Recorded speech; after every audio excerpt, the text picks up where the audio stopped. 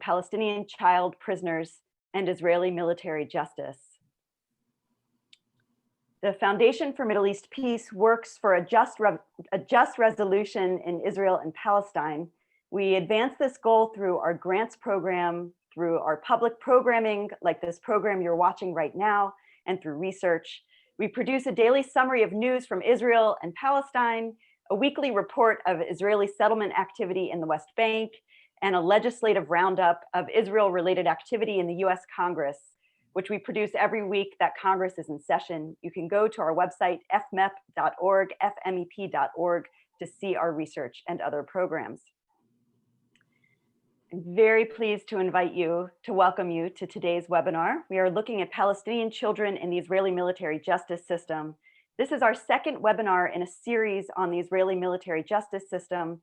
This past Wednesday, we looked at the procedures of military justice as part of the broader system of occupation, and we spoke about Palestinian trauma and resistance, Palestinian trauma and resilience as individuals and as a society. You can go to our website, fmep.org, to watch that webinar. The format for today's webinar will be a moderator-led discussion with our panelists. In addition to the questions that we have prepared, we welcome your questions. You can submit them via the Q&A feature at the bottom of your Zoom window. Please feel free to submit questions at any point during this webinar. We will be keeping an eye on the Q&A box and will do our best to factor in as many of your questions as possible. Please note that this webinar is being recorded. It will be posted online immediately after it ends. And finally, if you have any technical problems with this webinar, please let us know using the chat function, which is also at the bottom of your Zoom window. Please don't use the chat function for questions, as we may not see them. Today, we are joined by two human rights attorneys and advocates, Farah Bayadse and Smadar Ben Natan. I want to tell you about both of them, and then we'll jump in. Farah Bayadse began working as a lawyer for the Adamir Prisoner Support and Human Rights Organization, where she addressed the legal inequalities within the Israeli court system and under the Israeli military system in the West Bank. And here you are, Farah, we see you. Since 2014, Farah has tackled cases within the Israeli civil and military court involving political arrests, administrative detention, hunger strikes by Palestinian prisoners in Israeli prisons, and also addressed legal inequalities between Israeli citizens and Palestinian residents of East Jerusalem and the West Bank. Through this work, she became exposed to dire conditions within these prisoners and the recurring discrepancy between the law in the books and its application. The issue of arrest and detention of Palestinian minors has resonated significantly with Farah. She never forgets her first client, who grew his first facial hair while serving time in prison. She served as 3 years at Defense for Children International Palestine, where she provided legal aid to Palestinian children detained by Israeli forces and prosecuted in Israeli military courts and Israeli civil system in East Jerusalem. She specializes in issues of juvenile justice, speaks on the situation of Palestinian child detainees, specifically issues of ill treatment and torture of child detainees within the Israeli civil military detention system, and violations of humanitarian law and international human rights law. She earned her LLB from Shaarei Mishpat College in Hod HaSharon and her LLM in international law and human rights at the Hebrew University of Jerusalem. She's currently writing her thesis on the detention of Palestinian minors in East Jerusalem, and she serves as a research officer at the Norwegian Refugee Council. Welcome, Farah. We're glad to have you. Thank you. Thank you for having me. Smadar Ben Natan is an Israeli human rights lawyer specializing in detention, torture, juvenile, and other criminal justice issues under the Israeli occupation.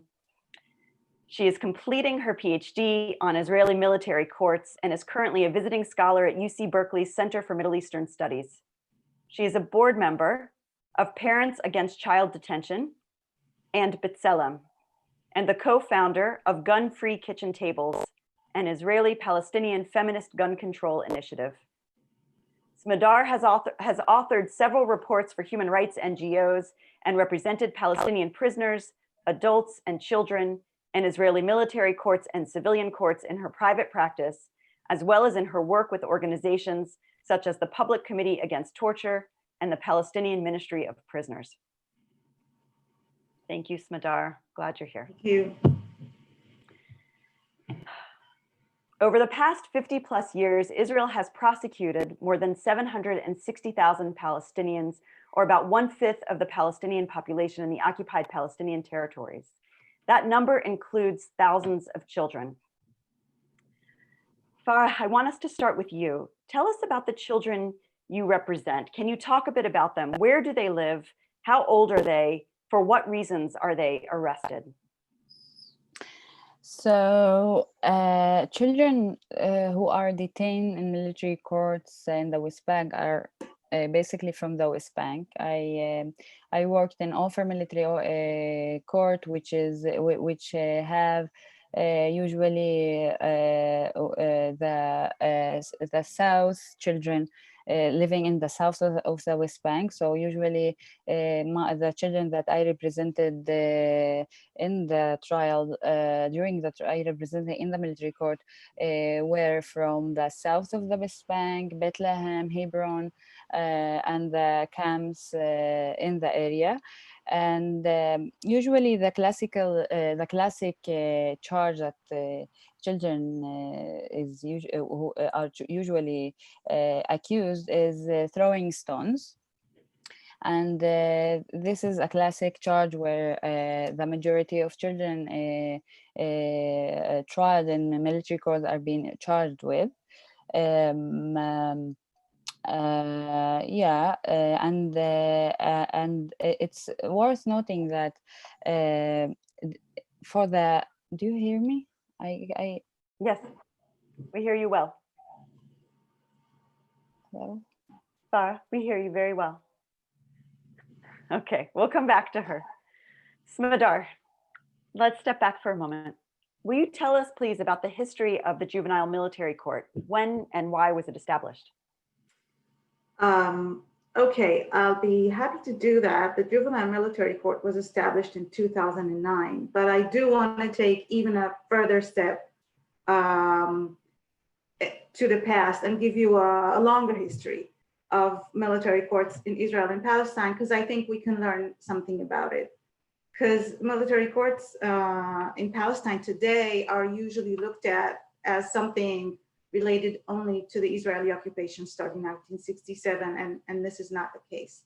So the first colonizers who brought the practice of military courts to Palestine were the British, who started, who legislated the Defense Emergency Regulations starting 1937 and started prosecuting civilians in military courts for what we would call today terrorism. Or resistance to the government, to colonial government. The British already in 1937 issued special legislation with regard to minors. So it's not something new. And they have divided minors into categories titled child, which was under 12 years old, youth between 14 and 16, and tender adult between 16 and 18. So the age of majority, even under British rule, starting 1967, was 18. And these categories, we see them today in the military legislation in the West Bank. They're actually a colonial invention of the British that's been used again and again. And Israel, when it was established in 1948, it maintained these regulations in force. They were enforced in Jordan II, which was also under British rule. And when in 1967, Israel occupied the West Bank and Gaza and the rest of the territories, it initiated a new military legislation that in some senses copied these British emergency regulations, but changed the age of majority from 18 to 16. So starting 1967, children became adults when they came to 16 and not to 18 as before. Now, when this history is being told by the Israeli military, they say, when we entered the territories in 1967, the minimum age of criminal responsibility was 9, and we raised it to 12. So we are the benevolent occupier that actually improved the situation of minors compared to the Jordanians before us. And this piece is left out. And I must say that the age of majority is far more crucial to juvenile justice than the age of criminal responsibility, which just is relevant to far less cases. Now, there's a little more history to that even. So between 1967 and 2000, there was also a military court inside Israel that prosecuted both Palestinian citizens of Israel and Palestinians from the West Bank, Gaza, and other countries. And in 1971, Israel changed its own youth law, its own juvenile justice law, and introduced a very large reform, introducing a restorative justice approach to juvenile justice. That applied inside Israel, but children were still prosecuted from time to time in that military court inside Israel. So in 1978, attorney Felicia Langer, who was the first Jewish Israeli attorney to work for Palestinian prisoners, petitioned the Supreme Court and argued that children should not be prosecuted in military court. And she was relating to the military court in Israel. And that was, I think, maybe the only successful case where the Supreme Court actually granted what she asked for. And started in 1978, there were no children prosecuted inside Israel in the military court. They were prosecuted, if they were prosecuted, in civilian courts. That change did not apply to the West Bank. So in the West Bank, throughout the over 50 years of the occupation, children are prosecuted in military courts, and the age of majority was 16 and not 18. The age of majority changed only in 2011 after a lot of pressure put on the system. So the last stage of this history is indeed the establishment of the Juvenile Military Court. That happened in 2009. It followed another reform in the Israeli, so reforms in the West Bank mostly follow reforms within Israel. So in 2008, there was a very big reform in the Israeli juvenile justice system, again, the second reform. And so some reform has moved on to the West Bank, but I guess we'll get to that later. It's hardly comparable what's been done in Israel and in the West Bank. Thank you. Thank you for setting that stage for us. We'll come back to that comparison. And Farah, I want us to return to you. You were telling us about the children you represent. The majority of them are arrested on charges of stone throwing. This is primarily in the West Bank. Can you set the scene for us? Can you tell us what these children experience from arrest to interrogation, trial? Yeah, so as I said, the majority are all the children who are being trialed in military courts are mainly from the West Bank, and the scene is terrible. From the first moment of their arrest, they're encountered with physical violence and ill treatment and torture. Unfortunately, the majority of the arrests happen in the night, where children are being sleeping and they're being kidnapped from their beds, and in the majority of the cases I represented, the children also were blindfolded and arrested alone without any accompany with an adult, a family member, or any accompany of an adult. So they are being taken in the night, arrested, blindfolded, and transferred in via metal heavy vehicles. And a lot of the cases reported that they're being transferred not directly to the police stations or the interrogation centers and detention facility. Rather, they've been taken to some unknown open military bases where they're being held there for a couple of hours, blindfolded on the floor and handcuffed without an explanation to where are they taking to where they're taking. And so it's important to note that during the arrest, the military forces do not explain the charges or the reason of the arrest to the parents of the child or to the child.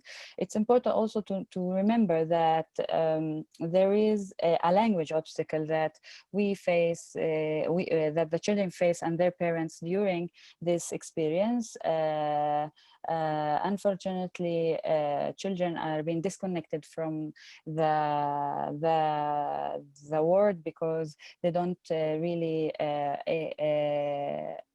understand the Hebrew language, and the majority of the military forces speak this language. So I call this experience of children as the hell trip, the endless the endless trip to hell, because I think and I believe that, and I observe this, that the impact of the arrest can last forever on these children. So it starts from the very first moment. It's either if the child is been taken from his home, and it doesn't matter if he's been arrested from the streets, the effect is the same. And it doesn't matter if the child was arrested for a long period of time or for a short period of time. So the violations continues even when the child eventually get to the interrogation center or the police stations or the military bases or the detention facilities.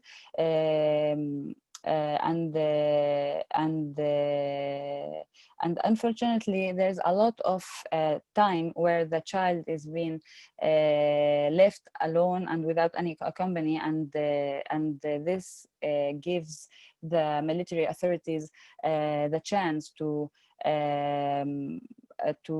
conduct any violence and any physical violence during the arrest and the transfer. So the child is being held alone, taken alone, arrested, blindfolded, without any present of a parent or a family member. And even for us as lawyers, because in the time of the it's usually children are being summoned to the interrogation. So we witness that the Palestinian children are not being summoned to the interrogations, and they are being suddenly arrested in the middle of the night or from the street. So this also is a burden on us as lawyers, because it takes a lot of time for us to trace the child and find the child. So yeah, and even and in the end of the day, the child is not taken directly to the judge or to the police station. So so this can sorry. Yeah, so this, as I said, is a burden on us to trace the child and find him. So that's the burden on the attorneys to find the child. Child's taken in the middle of the night. You don't know where they're taken. The parents don't know where the child is taken. The parents and child aren't told what the charges are. Do you know why Israel arrests children in the middle of the night? What is do you understand the logic behind that choice? The common logic that they claim for is for security reasons. we understand that they want to protect the soldiers during this procedure or during this process, and this is their logic that they use, security reasons. Okay, thank you. So tell us, so children are then interrogated. Are you present with them in the interrogation? So according to the Israeli law, the lawyer is not entitled to be present during the interrogation, even with the adults. So during the interrogation, the child is being interrogated alone without any family presence even. So the majority of cases that I usually work with, the child was interrogated alone, and this gives the authorities the chance to manipulate the child, and the child is left without really understanding the rights, his rights of his legal rights, and eventually complaints, a lot of complaints that was collected from the children, and reported that even verbal violence was always conducted during interrogation due to this circumstances of having the child and interrogating the child alone. Thank you. Thank you for setting that stage for us. Smadar, you've argued for the abolition of the juvenile military court. So before you tell us about arguing for that abolition, will you clarify a little bit about the differences between the juvenile military court and the regular military court? Yeah, sure. But I want to maybe say a few words to start about what's the logic even behind a system of juvenile justice. So why should there be a different system for children and adults in the first place? And then we can understand better how or under what standards we criticize these systems. So the basic premise of a juvenile justice system is that children are incomparable to adults in their degree of both psychological and cognitive development. So the current research shows us that this development is completed not even at 18, but somewhere between 22 and 25. So even what we call young adults are now treated differently than mature adults. And what that means is that the judgment that children can have over their actions is not as established as those of adults, and therefore there's less culpability to these actions. So we all know that kids and young teenagers can do stupid things, can do really foolish things, okay? And so their judgment is not as good as some adults. Some adults are not that good as well. But anyhow, as a group, they can act more on impulse.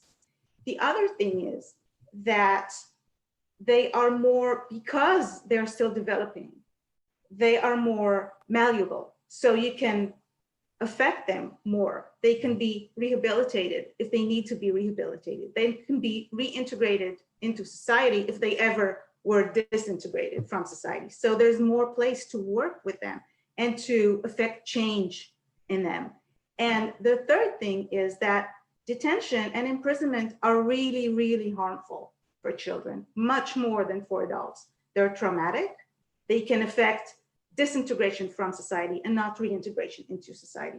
So we want to prevent detention and imprisonment and work with tools of restorative justice in order to keep children within society and within normative behavior. So these are the premises. And these premises entail that detention and imprisonment are a last resort, are really a last resort. And this is the most important thing in juvenile justice systems. And there are many other things, many other components which are important as well, but this is the most important thing. And when we're talking about the juvenile military court in the West Bank, detention and arrest are the default. They are not the last resort.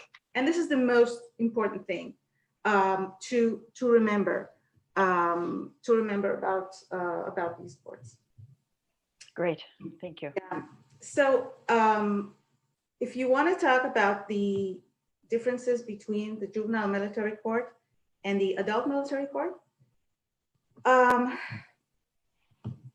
well, I think first of all, about both courts, the courts are not that important. So there is an importance to the court, but the courts are only a tip of the iceberg of what happens to the children. And when Farah was describing what she described, so much of it takes place out of the court. So taking a court and making it the heart of the reform is, I think that the juvenile military court is a public relations campaign, is a way of saying, look how benevolent we are treating children as we should be, et cetera, et cetera. And there is no will to reform other parts of this, this system of arrest and detention of minors. And I think what could maybe demonstrate that is a clip that I wanted to show about the interrogation of a minor. And I want to explain it in a few words before we see it. It's just a little over a minute, but I think it will be enough for you. So this clip is from the movie Advocate by Rachel Leah Jones and Philippe Belaish. The film follows Leah Tzemel, who was a human rights defender and criminal defender, and she defends Palestinians in Israeli and in military courts. And in this case, she was defending a child who was not even 14 years old. So you're gonna be seeing a little over a minute of an interrogation of a 13-year-old child that's been detained by the military and the police. He was detained after he and his cousin, that was 15 years old, tried to stab an Israeli child.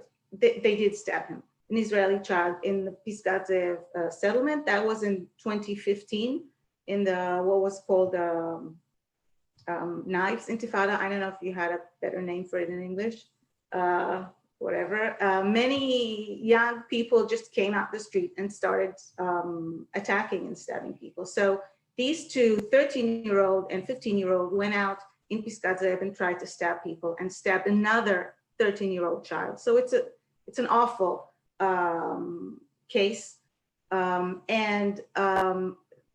The 15-year-old was killed by police and military forces in the scene. And the 13-year-old was arrested. He was also injured. And then he was interrogated. And we wanna show a piece of that interrogation as it was broadcasted by Palestinian TV and then showed from the film how Leah sees it. Okay, I'll put that on right now.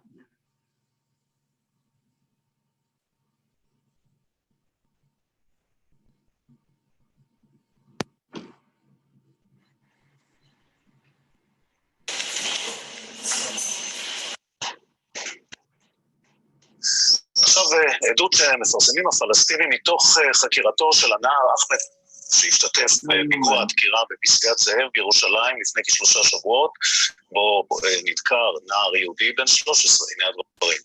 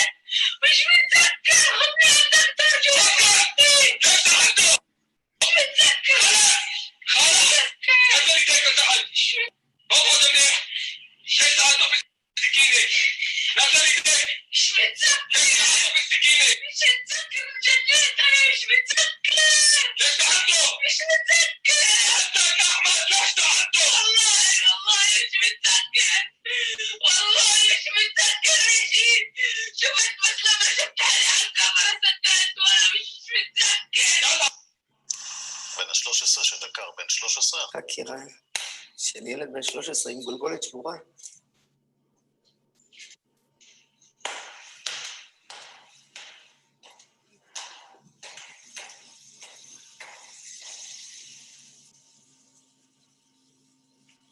Yeah, so, well, could you hear me?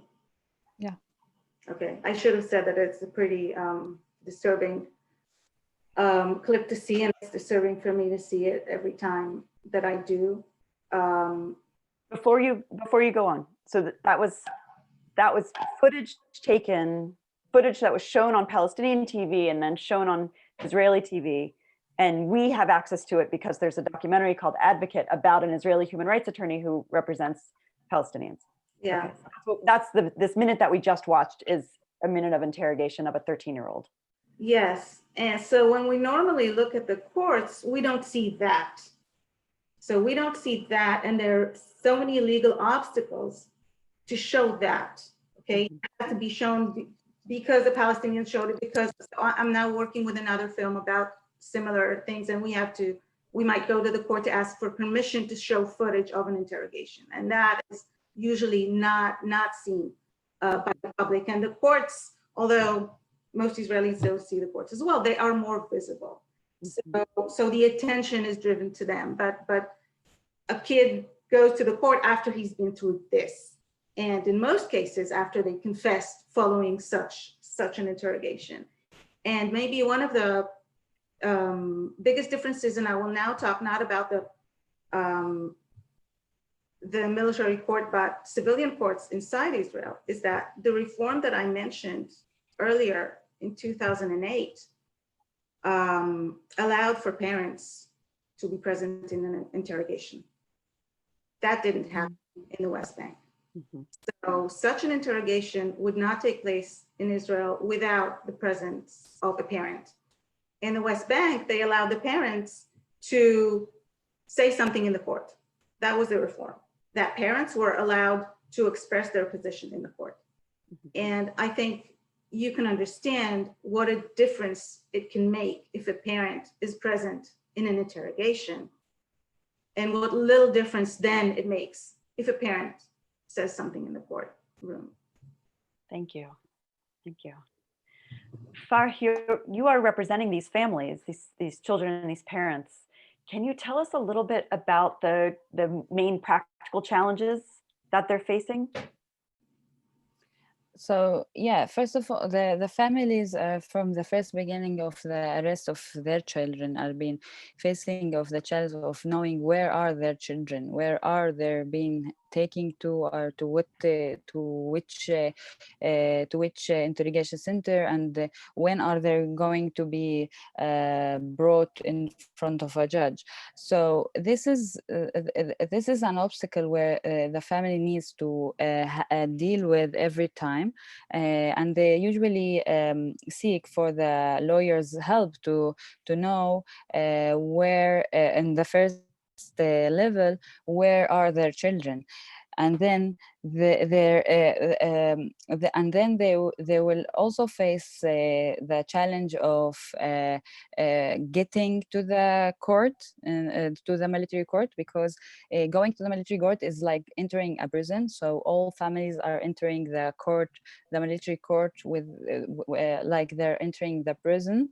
So they will in the time where they need to go to their children hearings, they will enter the court without any of their belongings, even their phones, their cell phones, and they will just enter the military court, and they will be disconnected from the outside world as the same as their children. So the main obstacle of the families is first of all to understand the reason of their children's arrest, to be present with their children during this process. They're from the very moment of the arrest, they're being disconnected from their children, and this can last until the end of their children's trials, which can take months, and they will only have the chance to visit, to see and meet their children during the prison's visits. So So the disconnecting between the families and their children is a unique featured in military courts. And also, as I said, the language obstacle, even when they go to the trials and to the military courts especially, and when they go and sit in their children trials, they don't really understand the language that are being used, and there's no enough and sufficient translation in military courts. So even if there is a translation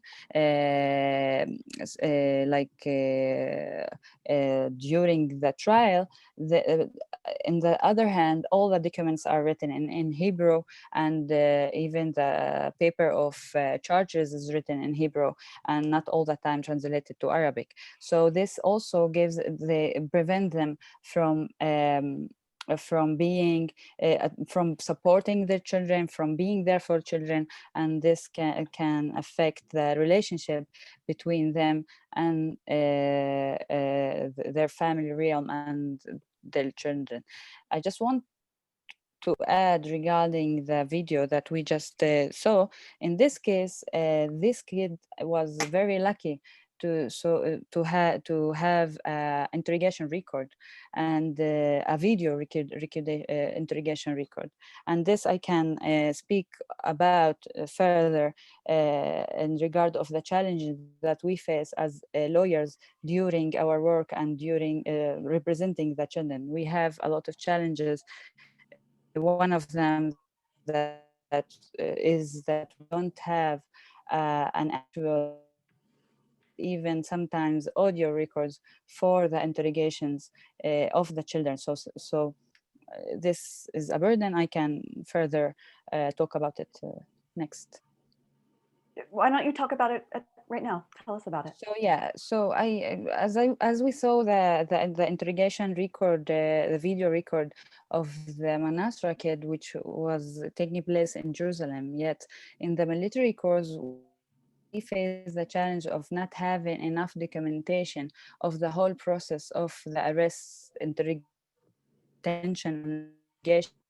So what we will have is sometimes the affidavit of the child during his interrogation supported with an audio record, which is in Arabic, and then you will and it's very rare to see a video record of a child interrogation. For example, in Naha Tamimi case, where there was a video record, and I think it was because of the public opinion pressure on that specific case. But in the majority of the cases, there will be only an audio record recording the interrogation and no video record. This is a burden on us because sometimes the audio is not full recorded, so we will have some parts of the interrogation.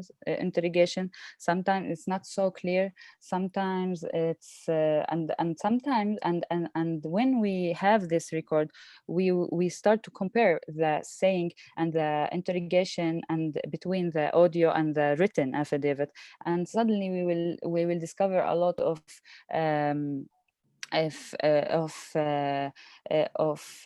things that were not said by the children, but it's written on the affidavit. But unfortunately, the majority of the prosecution staff in the military courts does not talk Arabic. So even when they want to prepare a case against a Palestinian child, and they will need to read the information and the interrogation material from the police side, they will and even when they want to hear the audio record, they will not understand the record. So they will only base their charges on the written affidavits. In this time in court, the child will be held in prison, and when we want to challenge such thing, it will take time for us to challenge it in court and in hearings, and this procedures can take more time than expected, and so on. Unfortunately, and due to the fact that Smadar was talking about is about the issue of the last resort of detention. Unfortunately, the majority of cases in the military court end up with actual prison and not like an alternative to detention, for example, home arrest or other alternatives. And this is common in military courts because although it's very, very hard to after a paper of charge was issued against the child, to release the child with the conditions. And even when we do such release, it takes more time, and this can affect the child from a lot of sides, and the child will remain in prison. So yeah, one of the, as I said, the challenges, one of the challenges that we face is the lack of documentation from the authority side for the whole process. Not only the interrogation is not fully recorded and not probably recorded, but also the whole process. For example, the station of the station that the child was taking to, for example, from his home, from the street to the where if the child will, like, for example, claim that he was put for a couple of days, for a couple of hours in some open area. How can I prove this if I don't have enough documentation from the authorities who conducted the arrest? So there is a lot of sides that are involved during the process, and they're not like cooperative. They don't really document the whole process, which is a burden on us as lawyers, because in this situation, I only have the words of the child against the words of the authorities, and the courts eventually will prefer the authorities' words rather than the child words. So I don't. It's yeah. Thank you, Farah. Smadar, did you want to add something or respond? I wanted to add some more about data that we have on the treatment of children and some comparative data between Israel and the West Bank. And so normally the numbers that are looked at are rates of convictions. And rates of convictions are indeed very high. They range somewhere between 98% and 99%, which many people found outrageous, and it is outrageous, but these numbers, I think, fail to tell the entire story. Because if you run the same statistics on Israeli civilian courts, you reach a fairly similar number. So because of and American courts, you know, what justice do you have in the American legal system, and what's the rate of convictions there? There are so many plea bargains. If we talk about how many plea bargains are everywhere. They're also in Israel. They're also in the US. People don't go to trial. They plead guilty because that's their best chance. So in this sense, it is awful, but it is. This is the fastest way to get out of the system. Yes, eventually. Of course. It is the fastest way to get out of imprisonment, but it is so also in other systems. So I think we should be looking elsewhere in order to really understand what the differences here are. And the first thing we want to look at is how many cases actually go to court. So in Israel, about 60% of police files actually go to court. Inside of Israel. Inside of Israel. So over that 60%, you have over 90% of convictions. Now in the military courts, that number is close to 100%. So 100% of cases go to court. Over 90% of cases go to the court. So these cases might be cases that in Israel would not even go to the court because they don't have enough evidence, there's no public interest, et cetera, et cetera. So in the military courts, over that number, we have over 90% of convictions. So that's something to know. The other data that's important to realize is the rates of pretrial detention. And here I'm talking about children in particular. Like I said, detention and imprisonment should be the last resort. So inside Israel, 80% of children are released, are not in pretrial detention, and only around 20% of them are in pretrial detention. In the military courts, the numbers are reversed. So over 80% of children are in detention and around 20% are released on bail. And these are the really important numbers, because when you're in detention, you'll confess and get into a plea bargain because it's your fastest way out. And if you're released, you have a chance of not doing that. Another difference is that in the military courts, people can be detained before their first judicial review of detention for up to 8 days, while in Israel, it's normally 24 hours. And for minors, for children, in Israel, it's now 12 hours. And in the West Bank, until not long ago, it used to be also 8 days, and only after we petitioned the Supreme Court, particularly I had a petition on behalf of the Palestinian Ministry of Prisoners, and the Association for Civil Rights in Israel also petitioned to shorten detention periods. So with regard to minors, 8 days were shortened to a maximum of 6. So children can be in detention for a maximum of 6 days before they even get to the court. And recently, we got the Parents Against Child Detention asked for data from the state about numbers of children detained and released without further detention. And overall, from 2017 to 2019, so over 3 years, we have almost 5,000 children being detained for up to 6 days. So 5,000 children were detained and then released, and we don't see that record in the court at all, but their detention is still very harmful. And if you break up this number, the exact number is 4,947. So it's almost 5,000. And if you break those numbers out of this nearly 5,000, we have 4,035 that are between the ages of 16 and 18. That's the majority. We have 819 between the ages of 14 and 15.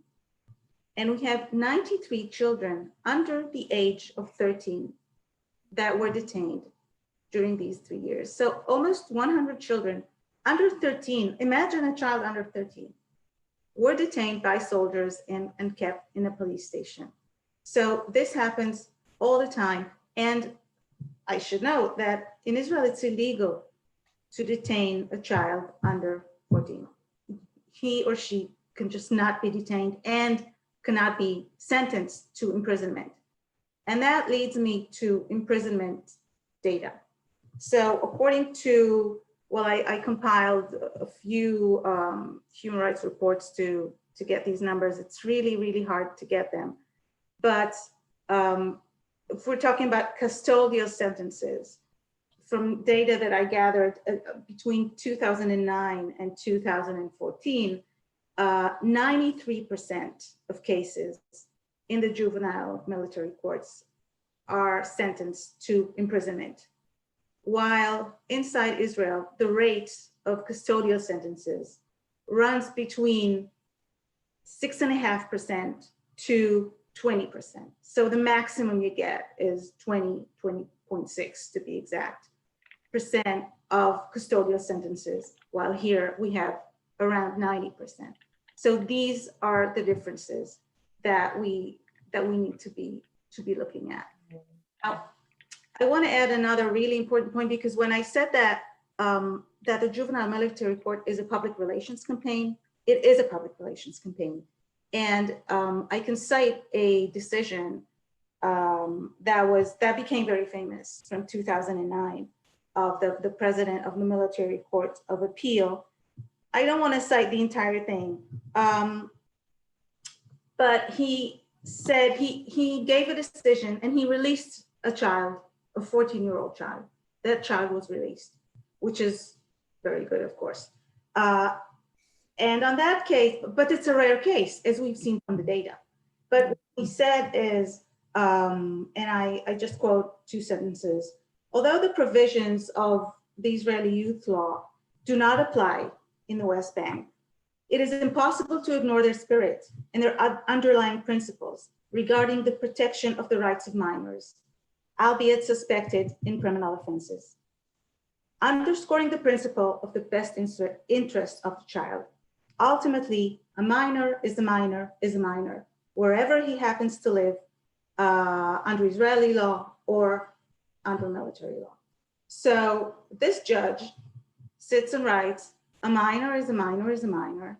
We protect the rights of children. We treat all children differently. And then the Israeli Ministry of Justice posts that and sends that to embassies, to human rights NGOs saying, look, our military courts say that all children should be treated equally. But then when we look at the data, we know that's not true. So judges are not expected to provide empirical data to support their normative declarations. And then these normative declarations are being used as proof that children are being acted equally and fairly. Right, thank you. Making the argument again for the importance of the actual collection of real data.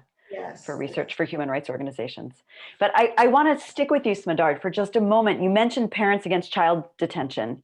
And I wanted to ask you about that group. It's an Israeli advocacy organization. It's relatively new. You're on the board of it, the board. Can you just very briefly tell us what this group is, what it's trying to do, why it's important to have an Israeli group doing this work? Well, like you mentioned, it's a relatively new group. It's not a group of lawyers. We're actually a minority, and I think it's a good thing there, because lawyers are doing a lot of work and other things, and other people, have a stake and have something to say about it too. And the name, expresses what we mean. We want to talk about detention of children as parents and as humans. And I think what we identified is that this is an issue of importance, and that we believe that we can reach Israeli and international audiences on this particular issues, and that people just don't know what is going on and how severe things are.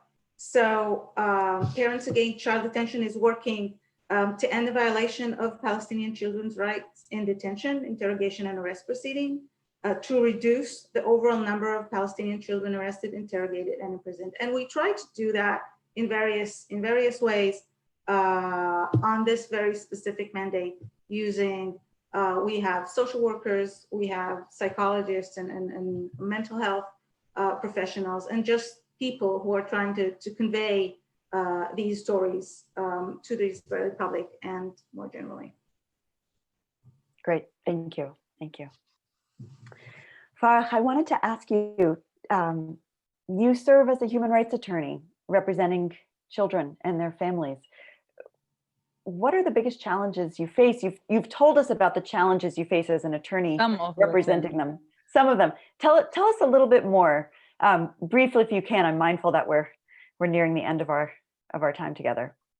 So yeah, as I said, we face a procedural challenge as a human rights lawyer representing children due to the gap between the theoretical aspects of the children law and the practical aspects.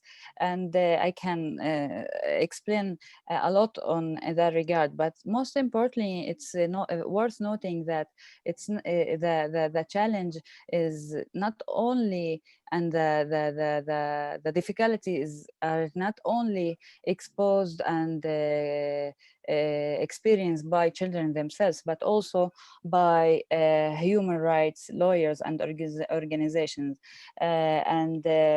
During my work with the human rights organization representing children, I faced a lot of harassment, a lot of I call it fake pressure from Zionist NGOs that seek to outlaw the work of human rights organization and human rights lawyers. For example, NGO monitors who seek all the time to issue reports, some like not like a false report, attacking human rights organizations, and in some cases attacking individuals working in this human rights organizations. For example, myself, I was attacked physically by one of their members in the military court while representing or like while attending a child trial. This trend is like seen over the past years, and we suffer from this trend lately. It's one package that support the systematic violations conducted against political Palestinian prisoners, and especially the children prisoners. And it's one package because if you attack, and if you try and you want to prevent the representation of children, so go and attack the organizations and the lawyers working to represent and to seek justice for the children. Unfortunately, this issue is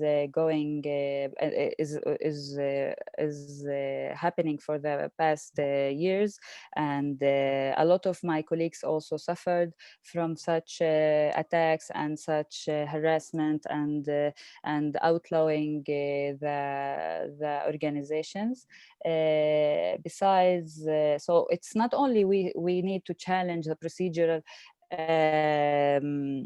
difficulties in the trial, but we also need to protect ourselves and to need to be aware of and personal attacks and systematic attacks on the organization that we work with in order to outlaw, and like the purpose is to outlaw and to prevent fund and so on. Great. Thank you. Thank you for sharing that with us. I'm sorry that we have to end. We've come to our magic hour, but I want to thank both of you, Smadar and Farah, so much for participating in today's webinar. And I want to remind our audience that we have great resources that are currently in the chat box. You can look at them, that my colleague Kristen McCarthy has posted. And the Foundation for Middle East Peace is really proud to do work on this issue, to host this webinar series, and also to support two organizations that are leaders in this field, Military Court Watch and Defense for Children International Palestine. And you can learn more about them on our website, fmep.org, Foundation for Middle East Peace, fmep.org. fmep.org. And you can also learn about Parents Against Child Detention, this new group. They have a Facebook site, not a website, but a Facebook page where you can go and learn more about them as well. And you can also No Way to Treat a Child campaign. And the No Way to Treat a Child campaign, which you can learn more about from the DCI Palestine website also. So go to fmep.org to gain these resources, to learn more, and to join us again in the future for future webinars. And thank you to our participants. Thank you to everyone who watched today. Thank you very much. Thank you. Thank you for having us. Bye. Thank you.